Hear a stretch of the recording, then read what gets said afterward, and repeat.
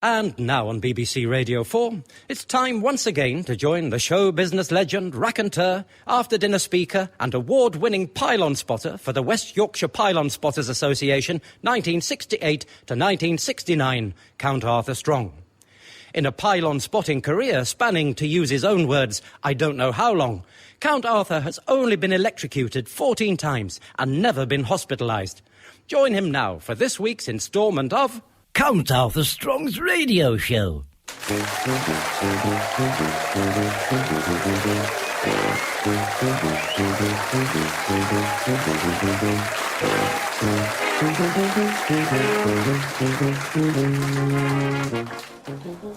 Morning, Arthur. Jerry?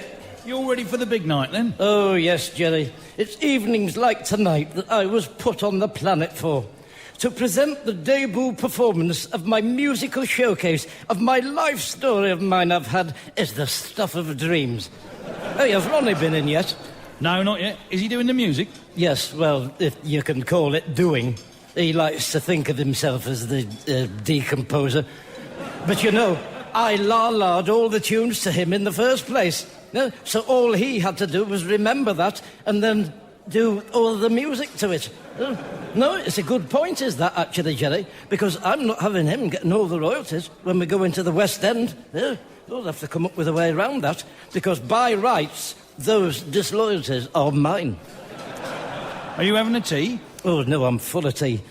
I'd better have something plain. Double egg on toast with another egg twice. I'm doing an interview on the community radio this afternoon as part of my publicity junket for my show. I don't want my dinner repeating on me all the way through it. There's enough repeats on the radio as it is. Mind you, it's not as though anyone can see you. I mean, I can always blame it on someone else, can't I? Oh, go on then. I'll have the lamb. Lamb it is, then. Oh, here he is. Hello, Arthur. When you've got your drink or whatever it is you're having, Ronnie, come and sit down. There are one or two things we need to discuss regarding and pertaining to and to do with this evening's performance. All right. Oh, blimey, Sally, I didn't see you there lurking round the corner. Are you hiding from someone?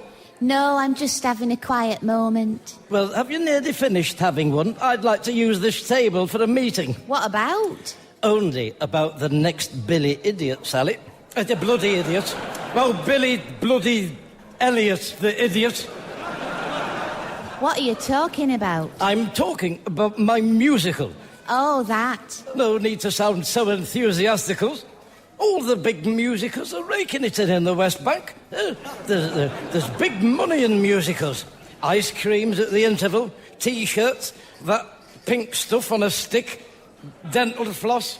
And on top of that, with me's, people have always had an fascination about my life. So that makes me a bit of a banker. All right then, Sally. Hello, Ronnie. Have you found a job yet? No. What are you talking about? No. You're my musical dictator. Well, yeah, but you're not paying me anything. Wash your mouth out. I'm investing in your talent, and that's better than money. You can't put a price on the platform I'm giving you. In 10 years' time, you could be the next Gilbert and or Sullivan. Now then, look at the hit records he had. That song about... was it Nick Clare? Anyway, you got a few quid out of it, don't you worry. In a few years, you could be living in tax seclusion on the Isle of Dogs because of me. It's not regular work, though, is it? What are you talking about, not regular work? It's all I've done all my life. And look at me now. This evening, I will be suitcasing the most salient and poignant moments of my life so far.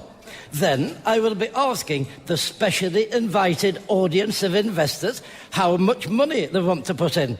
Well, I'll be fighting them off with a broken bottle. Oh, yes. Now, can I please have my musical meeting with my funeral director? Now, Ronnie, have you extended my music for the opening number? Because when we ran through that last night, I still had an awful lot of the words left over. All right, then, I'll bung another verse on if you want. Jazz it up a bit while I do the mood change. And if there's any words still left over to be sung when you finish the music, there's only one of us up there that will feel foolish. And it's not the one who's saying this to you now. No, it's the other one of us. The not me one.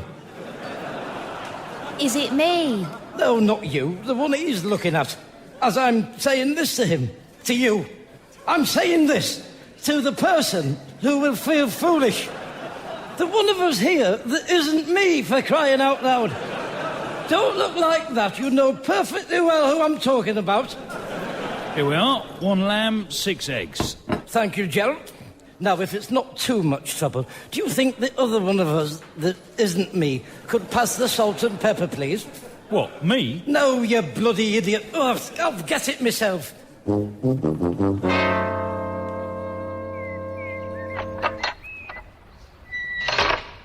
This can't be right, can it? This doesn't look like I think a radio station looks like. Leans more towards how I think a bungalow might look like. You'd have thought at the very least that they've had a big radio mast in the garden.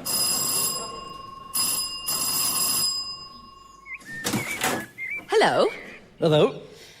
All the newspapers are already in the recycling bin. What? You're not recycling? No. I haven't used my bag for years. I came on the bus. What's it got to do with you, how I got here, anyway? Oh, is it expenses? Travelling expenses? Because I've just remembered it was a taxi, not a bus. I went somewhere on a bus another day. That will be why you're so confused. Who are you? You're talking about who am I? I've come to be on the show. What show? I don't know what it's called. Where do you think you are? I think I'm here, right in front of you. Hello, it's me. Is there something up with you? Address. What address do you think you're at? 77 Mead Close. This isn't Mead Close. It is. No, it's not. Mead Close is the main road at the bottom. Is it? Well, I don't know how that's happened. Anyway, you're definitely number 77, aren't you, eh? So I've got you on that one, clever clog. 75. 77's next door. Oh, how very convenient. Right, well, anyway, I haven't got time for all this, even if you have.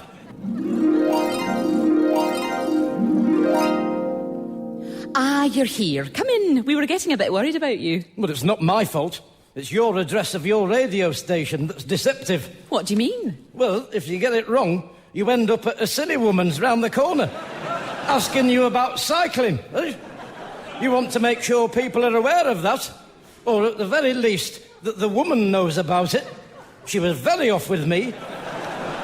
OK, well, I'm Sophie, and it's my husband John that will be interviewing you. He's just finishing up with someone who's organised the petition about the airport. Oh, I signed that. I can't remember whether I was for it or against it now. But I felt very strongly about coming down on one side or the other. Yeah. Well, it looks as though they've finished. Shall we go in? Lead the way, Sofa.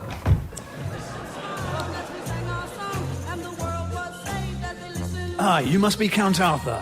Oh, must I? Oh, go on then. I will be him. Oh, dear. Take no notice, John. I'm only joking. To put you at your ease. Break the icicles elsewhere. Shouldn't it be me doing that? Well, yes, you should really, shouldn't you? If you think about it. You shouldn't be relying on me to do it. I won't always be here to break your testicles for you. No. Well, if you'd like to sit down there, we'll just adjust the microphone and then I'll fade the music out and we'll be on.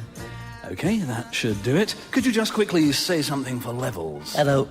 A little bit more than that. Well, you said do it quickly. You want to think before you ask someone to do something. That's fine. And that was Blue Mink flying the banner with the Bannerman. Now it's time for this afternoon's special guest who's doing a rather interesting performance this evening at St Aidan's Church Hall. Welcome, Count Arthur Strong. Hello, everybody. Count Arthur Strong here. Can you hear me? Marvellous. Yes. Well, tell us a little bit, if you will, about this evening's performance. It's a musical, isn't it? Penned by yourself. Well, if I can just correct you there, John, because it's not penned. I did it all on the typewriter, which is what I always use. Well, that's sort of what I meant. Well, if you don't mind me saying, it's better to say what you do mean rather than what you sort of mean. In my profession, things are always being misquoted. Then it all gets out of hand. If I hadn't corrected you then, that story could have snowballed. Yeah? You know, one person tells Mrs. Healy, then she tells anyone that will bloody listen to her. Then before you know it, people have been going round saying I've been smashing up bush shelters up or climbing a tree in my pyjamas. And that definitely wasn't me in the pyjamas. I was nowhere near those sycamore trees, from what I recall. And it's very doubtful I would stand up in court. Well, so tell us a little bit about your show. Well, John, as I was saying out there to Sophia, it's really... Sorry, to who? Sophia, your wife. Blimey, don't tell me you forgot you've got a wife. Dear, oh dear. Yeah.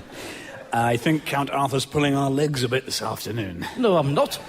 So, if I could steer you back to your musical? Well, John, as I was saying, my wonderful musical I've been nutcasing tonight really is a personal tribute to myself, which, incidentally, I must just say I'm very touched about. Very touched. So, you've written a tribute to yourself? Who better? Because no one knows me like I do. You could say I am the man on the inside of myself with my fingers on my own pulses, like the back of my hands. Now, it's not all fun this evening, is it? Because there is a business element to tonight, isn't there? That's right, John. I am extending to ordinary members of the public the once-in-a-lifetime opportunity to become one of Count Arthur Strong's angels. That's right, everybody. I'm delighted to announce, due to public demand, I will be selling a limited number of stocks and shares in my soon-to-be smash-hit EastEnders musical of my life story set to music. So what do investors get out of it? What's in it for them? Oh, all sorts of things. You wouldn't believe it. Like what? Don't worry about that side of it. It's all underhand. Yeah, but if anyone's going to invest, they'll want to know what they're going to get back, won't they? Oh, they'll get plenty back, all right. Like what? Well, I don't know, do I? You're putting me on the spot now. What do you think you're on? It's not sodding Money Box Live, you know, is it? Well, no, but people have a or right... are you one of these shock jock straps, eh? I was reading about. Your job is to report the facts as I tell them. Right, well, thank you very much for coming in. Count Arthur Strong, everybody. Now over to a man who sold the world, David Bowie. We passed up on the stairs. Poem, poem, poem, poem. My dog has knees. Poem, poem, poem, poem. Hello, Arthur. Oh, Geoffrey, there you are. Hang on, where is it? Oh, here it is. Get that for me, will you? What is it? It's my rider for the show. Oh, what's a rider? Oh, dear. You know, the world's end can't come soon enough for me. It's a list of my desired requirements that the management have to pander to ease my passage and make me more comfortable. A cocktail cabinet? Yes? Where am I going to get a cocktail cabinet from? Listen, as caretaker and representative of the management, you should have been in contact weeks ago about all this I need. Should all be laid out ready for me with grapes and everything. Monorailed towels with my initials on. A Fortnum and Mason's hamper? Yes, and you should be grateful I've kept it to a minimum. There's this American singer I was reading about called, Beyond Me, who had them paint the dressing room pink. She wanted a fish tank big enough to swim in with a dolphin in it, a big cake shaped like the Eiffel Tower, a full-size ice sculpture of a horse, and 80 pork pies. Eh?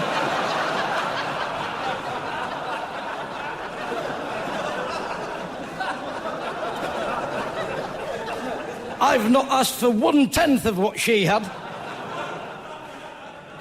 But I can't get all these things on this list. Oh, for crying out loud. I'll need some money. For goodness sake, Geoffrey, you'll get it back after the show out of my winnings. The investment. All this will come out of the budget for the big end, scrag end, of the West life. See? It's all tax destructible, isn't it? Oh, look, just get whatever you think you can manage on that list, will you? But the vintage port is a must-have. I can't possibly sing without having drunk a medicinal bottle of port. A glass of port. This bass castrato baritone of mine I've been blessed with needs careful oiling and greasing. My voice is my fortune. I'm just like one of the 10 threers in that respect. 10 threers? No, the 3 tenors, you idiot. 10 threes are 30. That's how you remember it. Now, if you don't mind, I'm going to get into my dressing gown and have my pre-show nap. You can wake me at 6 o'clock. Go on then, clear off.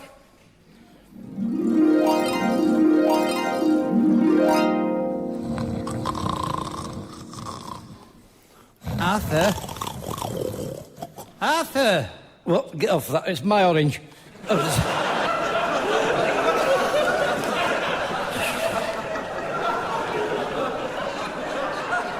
Well, knock your block off. What are you doing? You told me to wake you at 6. And did you?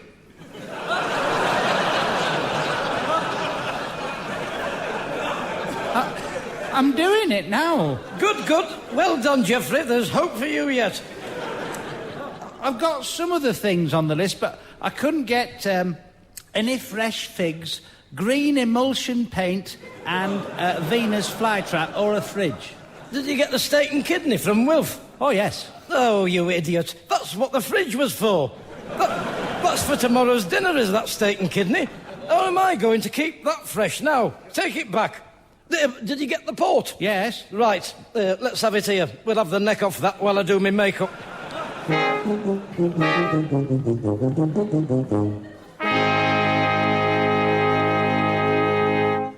Where's Ronnie? He's over there on the stage, sat behind the organ. Right. I'll go and have a word with him before we start. I don't want any cocks up tonight. Ronnie, are you all set? Everything set up? Yeah, I think so. You think so? Listen, book your ideas up, you.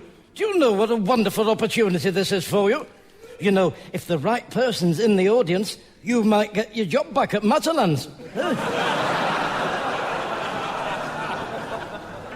Arthur, we're ready. Right. Well, who's going to introduce me? We've got nobody introducing me. Nobody's thought about that, have they? I have to think for everybody, including me.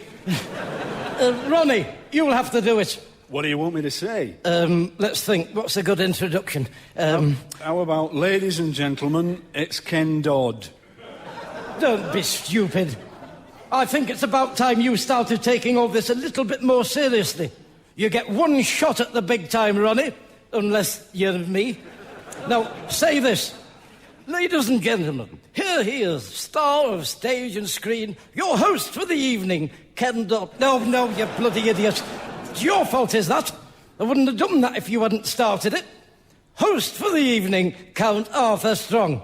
Right, now, get out in front of that curtain and do it while I lubricate my larynxes. Hello. I'm looking for a job, if anybody knows of one. What's he saying? What are you saying? Anyway, here he is, your host for the evening, star of Rage and Scream, Count Arthur Strong. My fair lady, Oliver, the King and I, cats, chess, Miss Sign-On, Annie, get your coat. Liz, Miss, or Miss Liz, Miss, or Miss Liz, or Miss Liz, Miss Liz, or Fancy calling a show that, bunch of idiots. Eh? Since the very first caveman howled at the moon and blew on his flute,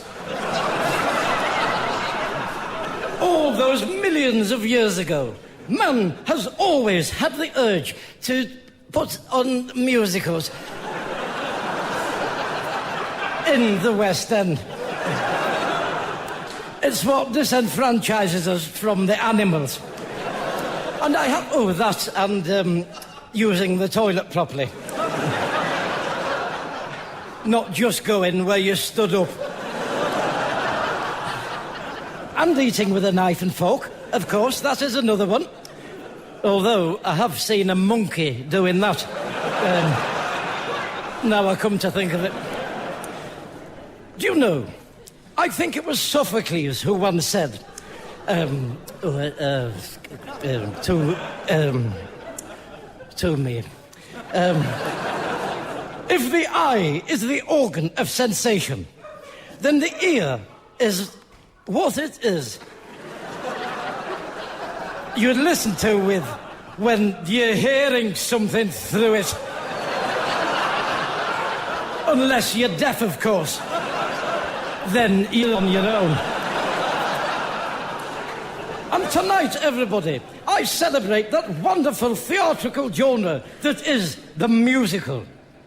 Now, you'll have all seen my successful disappearance on the radio this afternoon. I believe it was Cricket's Choice somewhere. So you'll know I'm out to pick your pockets after this wonderful musical showcase. Now, this first bit, before I perform my song, is on the tape recorder. I got the Concord players to do the parts, which I must say a big thank you to. They did a marvellous, marvellous job. What I would say, though, when you hear it, is imagine someone a lot better than them doing it. Just one more thing.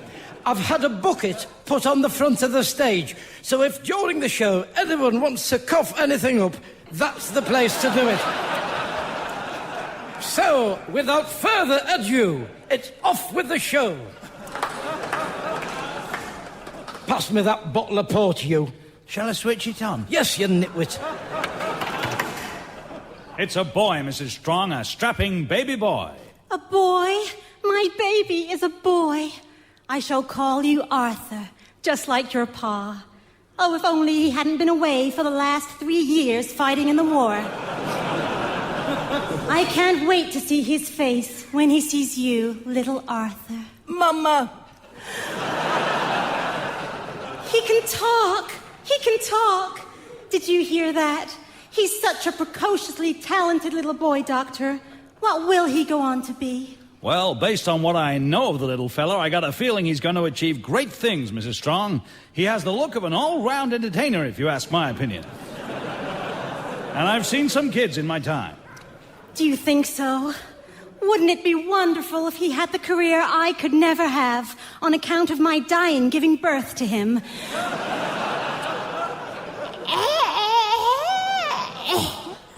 I'm afraid she's gone to heaven, Arthur. You're going to have to be a brave boy now. Come, no more tears. Arrangements have been made for you to go and live with your Aunt Phyllis in Doncaster in the South Riding of Yorkshire. Doncaster? But I ain't never heard of Doncaster.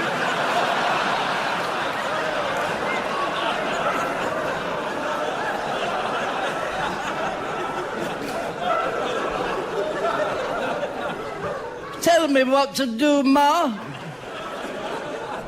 Follow your dream, Arthur. Follow your dream. And if you ever need me, just sing a song about me after the interval. Don't forget, Arthur. Follow your dream. Follow your dream. Your dream. Your dream. Your dream. Goodbye, Ma. I'll make you proud of me, I promise.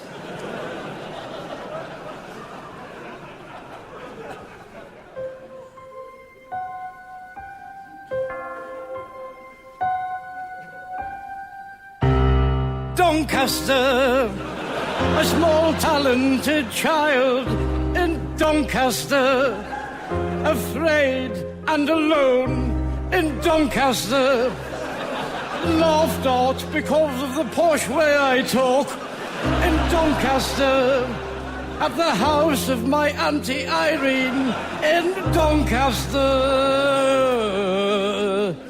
Please don't make me eat tripe, Auntie Irene. I promise I'll be good. And then, like a flower that blooms in the garden, I bend in the breeze that blows through the trees. In Doncaster, a man can walk tall. In Doncaster, your worries are small. In Doncaster, in Doncaster, in Doncaster.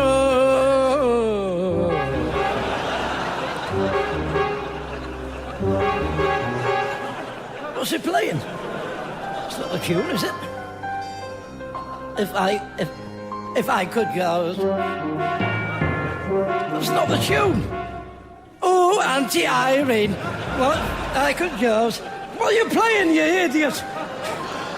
Oh, my Auntie Irene. If I could just sing a bloody note at some point. Stop it. Stop it. Stop doing that. Stop it now, or I won't take you to the East End. I'll get a proper orchestra. Do you think you're playing that? It's a ridiculous tune, is that? There's nowhere for me to come back in it. I'm sorry about that, everyone. It will be better than that when we're at the London Palindrome. Planetarium. Oh, aquarium. I can guarantee you that. I won't have that half-wit for a start. Right, I'm off. There's only 3 people here anyway, and one of them's Jeffrey. Oh, all right then. Off you go. That's right. Bail out. Dear, oh dear. I must apologise to you, everybody. Oh, anyway, you get the gist of it, don't you, the show? Oh, has someone put something in the bucket? Oh, thank you very much, everybody. Let's have a see. Might be a few quid. Might get a drink out of it. You never know. Oh, for goodness sake. Who's done that in there? It's not a sodding spittoon. That's a money bucket, is that? Right, you've had your chance and you blew it. Hang on, Ronnie, I'm coming with you. There are a bunch of Frankensteins in here. I'm better off without the 2 of them. Here, now, I've got the bottom of a bottle of port here. Let's go back to yours and have a sing-song.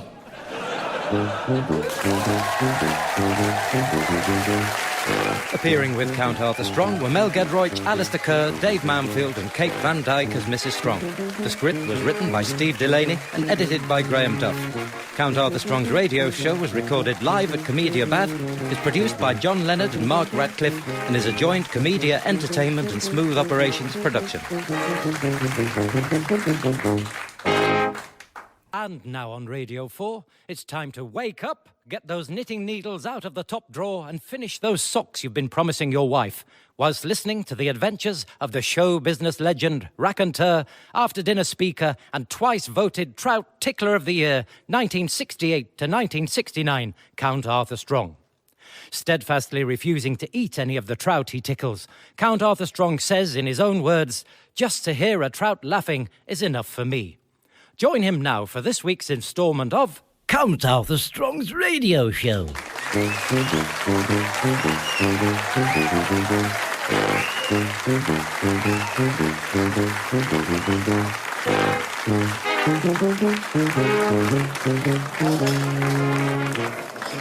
It was him. I bet you £1. It wasn't. I'm telling you, it was. I should know. I've almost met him twice once. What would he be doing here? Oh, you'd be surprised. He might have come to live amongst his subjects for a bit before the Queen abdicates, and he has the full mantle of office thrust upon him, because it'll all be changed then.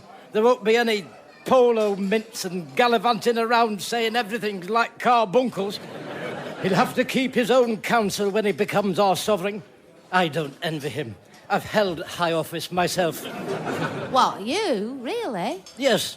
When I was equity deputy on Mother Goose. Oh, I've never felt so alone. Anyway, come on, pay up. Give me that £1. I never said I'd bet. You're a very bad loser, Sally Marsden. What would Prince Charles be doing in the bookies? They're all into horse racing, the royal family. It's common knowledge. He'll have inherited a love for it from the Queen Mother, who I did actually meet once, for your information. She came backstage to meet us all at the Royal Commando performance.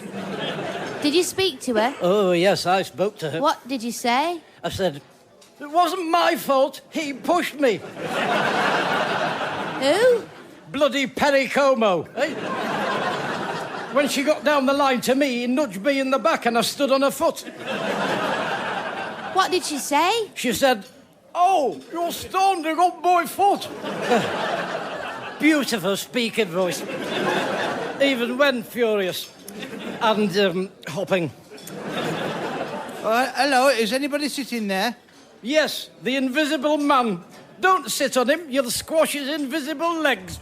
Oh, well, I'll just sit next to him then. He must get fed up of that happening. It's not really there, you idiot. I was joking. Dear, oh dear. As if the invisible man's sitting there. I mean, if you were the invisible man, would you really be in here? Eh? Jerry's calf? I'd be sitting somewhere much posher if I was the invisible man. I'd be at the bloody Savoy or the Ritz Cracker place, eh? Sat amongst all the mumblers and shakers. You could go anywhere if you're invisible. The world is your, the what thing with the pearl in it? Clam. Where have you been then, Geoffrey? I've been to the travel agents. Travel agents? What on earth for? To get some brochures on Italy. Oh, it's a lovely country, Italy. Lovely country. Lovely people, steeped in history. An unforgettable experience. Where have you been? I can't remember. What do you mean you can't remember? Oh, yes, I do remember now. I set out to go, but I didn't actually get there. There was an administrative error on the ticket, which was a mistake anybody could have made. But I swatted up on it all. The Vatican, Leonardo DiCaprio, the Venal de Milo, Charlton Heston. Charlton Heston? Yes, Charlton Heston. He played an Italian, didn't he? In that film where he painted the cistern in the chapel. I'll tell you something. I'd have told him not to bother with the rest of the church the length of time it took him to paint that ceiling. Way over his estimate. It's scandalous. Years he was at it. The Pope must have wondered if he was ever going to move in. He did that picture on the South Bank show as well, with the lightning coming out of his fingers. Gondolas, that's another thing. That's where they come from. Oh, I tell you something. It's a funny bit in that James Bond film, isn't it, eh? When he gets in that gondola and it turns into a motorboat, then he presses a button and some wheels drop out and he drives off down the street in it, past all the restaurants, and they're all looking at it and pointing because they've never seen a gondola being driven down the street before by Roger Moore shooting at people. Oh, it's a good one, is that? On Her Majesty's secret pleasure only. Yes, that was in Italy. You see, Sally, you're learning something here, aren't you? I bet you're glad you've shut your trap for 5 minutes. Oh, and they do that hard cheese I don't like. Parmesan. What are you saying that for? That's what it's called. It smells like sick, whatever it's called. Here now, I've just heard myself say something that's got me thinking. Gondolas, you never see them here, do you? Why not? We've got canals. Now then, there's something to look into. There's hundreds of canals just sat there doing nothing. There used to be the arteries of this heart. Leeds, Liverpool, London, Brighton, Flanagan and Allen. You'd have no overheads with gondolas, apart from the gondolas. They just push them along with a big stick and a hat on, don't they? All right, you'd have to lay out for the hats and the sticks. Oh, and the gondolas. But, you know, a proper freelance gondolier should have his own stick, shouldn't he? Hey, he might even have his own gondola. Well, I'll put that on the advert. Must have own sticks, hat and gondola. Oh, mind you, I might be prepared to provide the hats. I'm not a tyrant. You know, I might phone the Dragon's Den up about that. That's just the sort of thing they go for. I'd choose Duncan and Peter for that, because Peter would be able to do all the telecom side of it all with his contacts on the intranet. And Duncan has... which one's Duncan? The Scottish one with the health clubs. Oh, no, I don't want him. What does he know about cannibals? Of canals. Mind you, when we got going, he could supply the ice creams, couldn't he? He's got an ice cream van, I remember him saying on one. Hey, cornetto, that's another Italian thing. Anyway, to be on the safe side, I'll have the dragon at this end that strokes his beard. John someone. James. Ooh, clever clog. I knew it was one of the apostles. I like him. He's very good looking and I think he's nice to them all. Nice to them all. Ooh, you've got a lot to learn about big business and high-five Nance, haven't you? Well, I don't think you have to be nasty to be successful. I'm not saying be nasty, you big idiot, but sometimes we've got to cut to the cheese, haven't we? We can't be nodding our heads politely at people in the Dragon's Lair while we're losing millions on our stocks and shares. Time is money, Penny, eh? Speaking of which, I've got a jumper to take back. Have you finished your tea, Geoffrey? Nearly. Right, put your brochures away. You can come with me. I might need a backup if they turn nasty at the charity shop.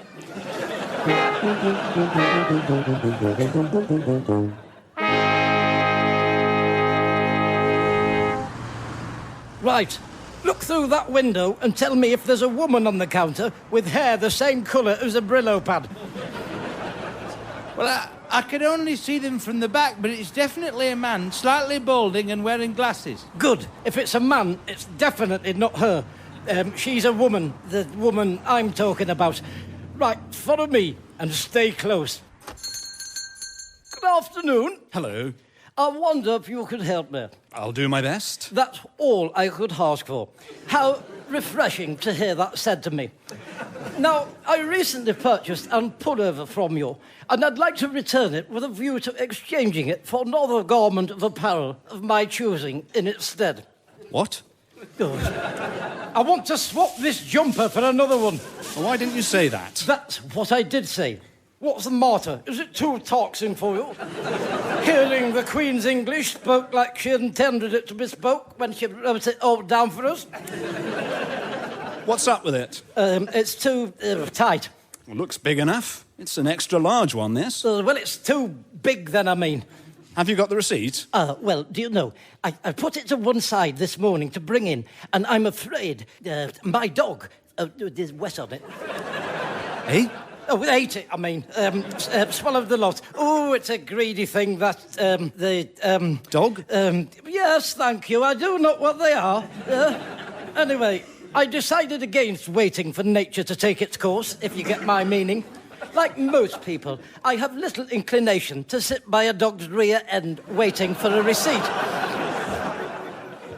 What kind of dog is it? What kind of dog is it? It's a blonde one with a tail it wags. A golden deceiver. Yeah? They're all the same anyway. What does it matter? I like dogs. So do I. I've got 4. 4? Ooh, I've got at least 4. Probably nearer 5. You don't sound sure. That's because one of them's just had hush puppies. And I forgot that. So I've got upwards of 4 shoes. Dogs! Anyway, will you shut up about dogs? If I wanted to talk dog, I'd go to Crusts with the rest of the idiots. I want to swap this jumper. I don't think I can do it without the receipt. Oh, for goodness sake, it's her. Who? With the willow pad head. Oh, you. I thought you were taking your custom elsewhere. Yes, that's right. Why are you here, then? But it's got nothing to do with the shop business, why I'm in. I just popped in to see if he wanted one of my puppies I've had. Oh, have you got puppies? Shut up. I don't want another dog. You said the jumper was too tight or too big. Oh, did he? Do you know what he does? I checked with the previous manager. Apparently, he actually bought a jumper here several years ago. And when it started getting a bit threadbare, he brought it back and exchanged it for a new one. And when that one started going, he did the same again. Goodness knows how many times he's done it. Oh, you want to stop there before you get a solicitor's letter off me? That's libel and slenderous, is that? Did he have the receipt? He said one of his dogs wet on it, then ate it. I didn't know you had dogs. Where do you keep them? Oh, in the garden, underground, in a network of tunnels. Now, shut up, will you? Right, that's it. I see it's pointless trying to get any justice done here. I'll take my case to an higher authority. You'll be hearing from whatever that is when I've determined who they are. Good day. I think I might know somebody that wants a puppy. Oh, just get out, you twerp.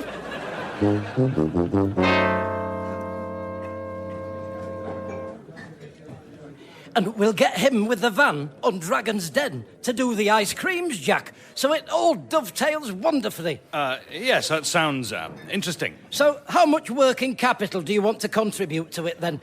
Well, I'd have to give it some thought. Don't take too long. Big business moves fast. You know what they say? When opportunity knocks, you should grasp it by both ears. Because the chances are that lightning won't strike twice in the same place. Unless you're under a tree on a golf course like I was. So, you know, you don't want to miss a missed opportunity gone knocking, do you? Eh? You want to come with me and get hit by lightning.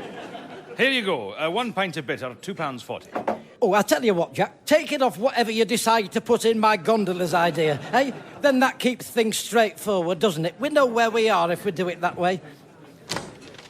Oh, hello. Twice in one day. Somebody up there likes me. Not at all. Hello, Arthur. What can I get you, Sally Love? Glass of white wine, please, Jack. Did you get your jumper changed? No, I didn't. Why? Because the shop was full of idiots. That's why, including Geoffrey. I tell you, if you want somebody to stand in the background looking moody and putting the frighteners on, don't ask him. He lives in a dream world. Where is he? He's gone to see if a friend of his wants one of my puppies I haven't got. What? Oh, it's just something I was saying in the charity shop. He got completely stuck to the wrong end of the stick. Sounds like it. So what happens if this friend wants a puppy then, if you don't have any? Well, if he's desperate, I don't mind being the middleman for a slice of the action. You see, that's the thing about me, Sally. I'm an enabler, yeah? I put people and dogs together. Why wouldn't they change your jumper then? Because the old pan scrubber in the shop has it in for me. Ever since what happened last time. What's wrong with it? Oh, never mind what's wrong with it. It doesn't matter what's wrong with it. It's unfit for human constriction. But that's not the point. There's a principle involved here. I've a good mind to seek legal advice. That'd show them. In fact, I will. I'll pop in the Citizens Advice Brigade on the way to get me meat. See what they say about my character being deformed. Oh, Arthur, Eric says he does want one of your puppies. Oh.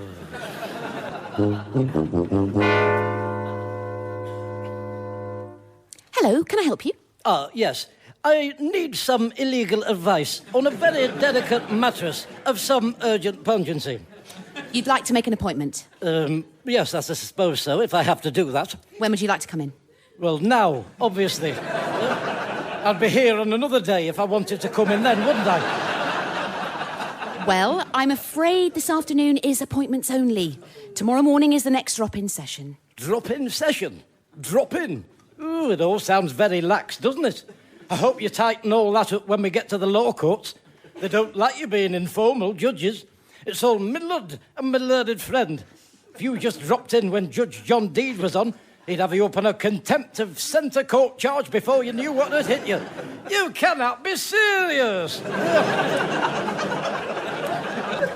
Here, he might get George Gently to throw you in the cells for the night.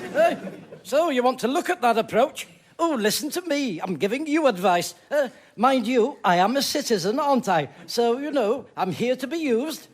Will there be anything else? No, thanks. I don't think so. No, look. You'll be able to see someone if you come back tomorrow morning. Oh, no, tomorrow morning might be too late, the way things are looking. I mean, I'm worried it's snowballing like an avalanche.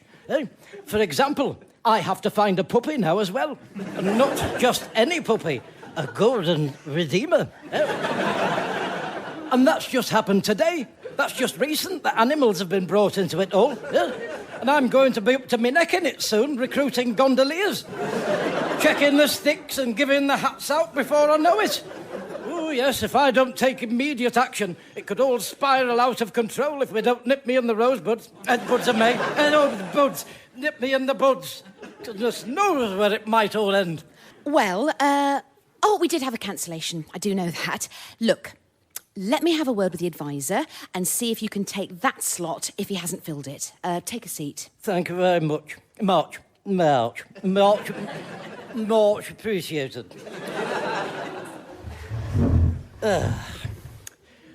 All right. Yes, thanks.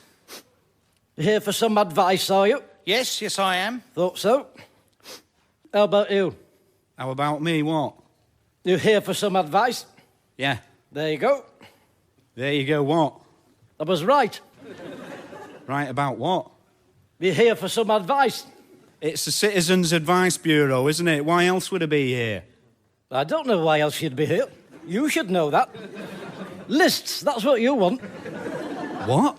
Get everything down on a list. Keep it in your pocket. Then you wouldn't have to ask a perfect stranger why else you'd be here. You just look at your list. Are you here for advice yourself, then? Well, it's more clarification with me rather than actual advice.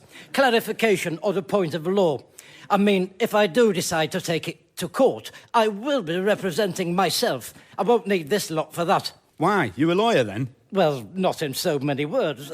I've not gone through the official channels, but I know my way around the legal system. Don't you worry about that. I've spent many hours in a courtroom. Have you ever watched Crown Court? What do you mean, watched it? I've been in the Crown Court. I was a barrister in that, straight out of chambers. The wig, the gown, the lot. I kept my own trousers on, though. Nobody can see your legs behind those benches. I could have been in my underpants for all they knew. Yeah.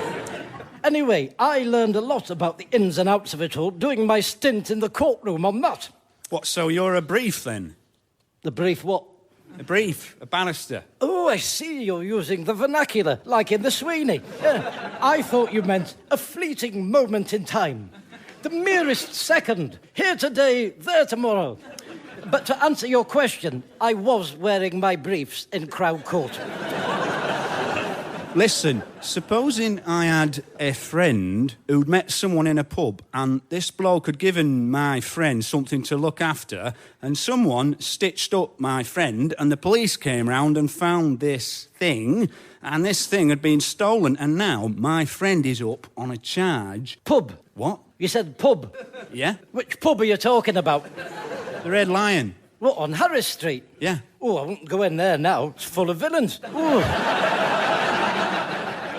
Yes, it's a very dodgy place, is that? And the beer's rubbish. It's gone right down the nick since that new lot took over. Really? Oh, yes, it's a real dive these days. It's common knowledge. It's a den of thieves. I'm the landlord. Oh, how lovely to meet you. It's a small world, isn't it? How are you finding it all there, then?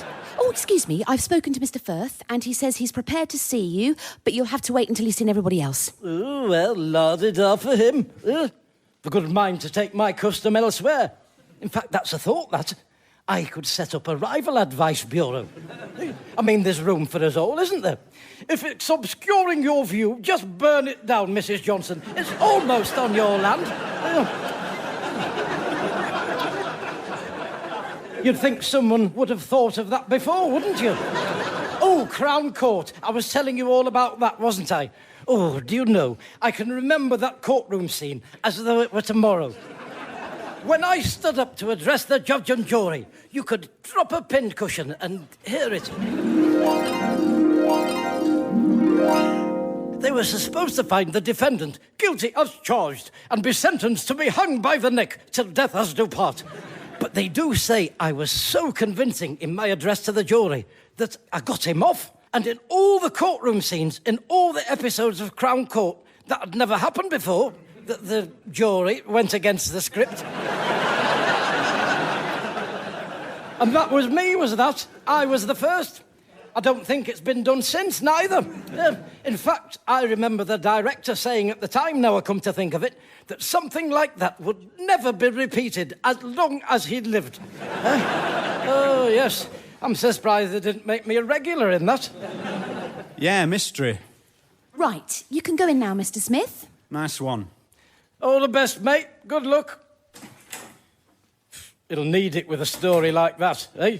He's as guilty as my long arm is long, that one. Yeah. He's got guilty written all over his head. You see, you've got to be able to read people in this game. It's no good just taking everything they say at face value.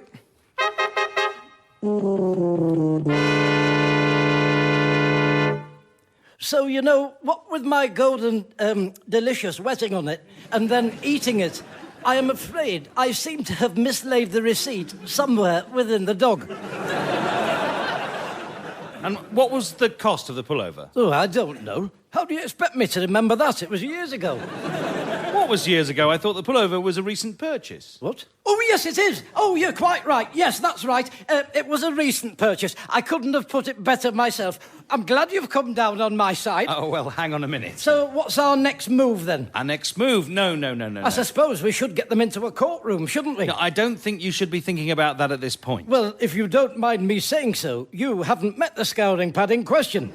She was very intransigent this morning. I bent over her backwards trying to accommodate her. I was virtually thrown out of the shop. I have my reputation to consider, you know. If the press get hold of this, they'll have a field mouse with it. Dormouse. Oh, field day. They'll have a feeding frenzy on me, sticking their column inches into me. There's all that to consider when we're saying how much damages we want. Oh, hold on now. Just hold on a minute. I mean, some of the settlements they get these days, it's millions. I'm not talking about that. Let's keep things in perspex. You're jumping ahead much too far with all this. Well, that's easy for you to say. Nights are drawing in. I need that jumper changing for a winter one. A winter one? The bigger one, I mean. Oh, smaller, I forget which. That's him in the shop's fault, the one with all the dogs I was telling you about. Fancy having 4 dogs. You're asking for it, aren't you, eh? Oh, I tell you, one dog I can't stand. A whippet. Stupid animals. Right, well... My friend and butcher Wilf has one. Won't come when you call its name, you know. Yeah. Rupert. Look at me, Rupert. Rupert, if you'd just look at me, we'd be in with a shout, wouldn't we? Rupert! Look at me, Rupert! How did I know it wasn't its name?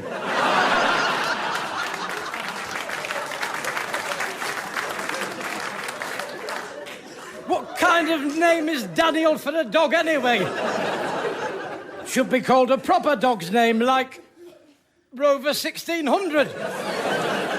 Look, I'm going to have to... Oh, do you know, it did a big mess on his settee. Oh, he was just about to sit down to watch Flog It with a pork pie. Oh.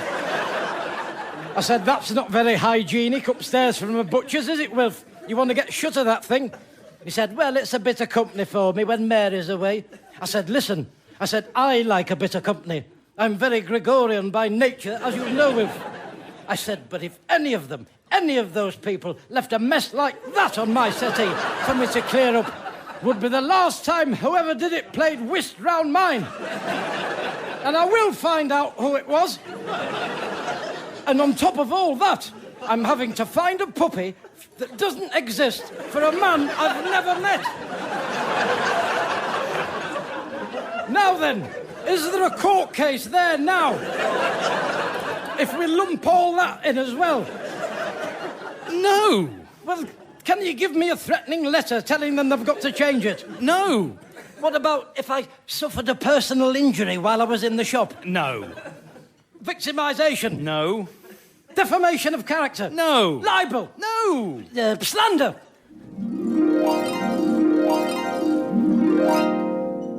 Treason? No. High treason? No. Speeding? No. Not wearing a seatbelt! We've got them there! Not one of them had a seatbelt on! No. No. Are you sure? Yes! Yes, I am. I'm absolutely certain. I don't suppose you know anyone that's got any puppies they don't want? No! So, what's our next step, then?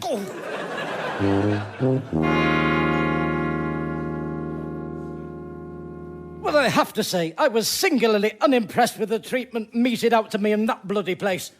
I only asked him what the next step was. There was no need for that sort of language. Anyway, I told him to expect to hear from my legal people. Put me another sausage on, will you, Wilf? I thought they were your legal people. Yes, well, not anymore. Not after this afternoon's debacle. They wouldn't even give me a threatening letter. Do you need a bag? No, it'll go in this one. Which one? This one I'm holding. Where's my bag gone? I thought that was in my hand. Did I come in with a bag? No, I don't think you did. Oh, for crying out loudly. I must have left the sodding thing in the citizen's advice. Well, you can have one of these. My jumper's in that carrier. Exhibit A, the cornerstone of my defence. My case will collapse without that. I'll be left in and out of court. Oh, that's it. I've had enough. He can keep the bloody thing. Good luck to him. It only costs 20 pence anyway.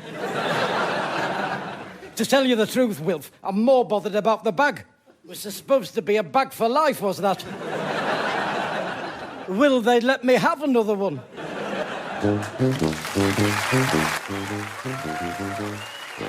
Appearing with Count Arthur Strong were Mel Gederoich, Alistair Kerr and Dave Mountfield. The script was written by Steve Delaney and edited by Graham Duff. Count Arthur Strong's radio show was recorded live at the Dance House Manchester, is produced by John Leonard and Mark Radcliffe, and is a joint Comedia Entertainment and Smooth Operations production.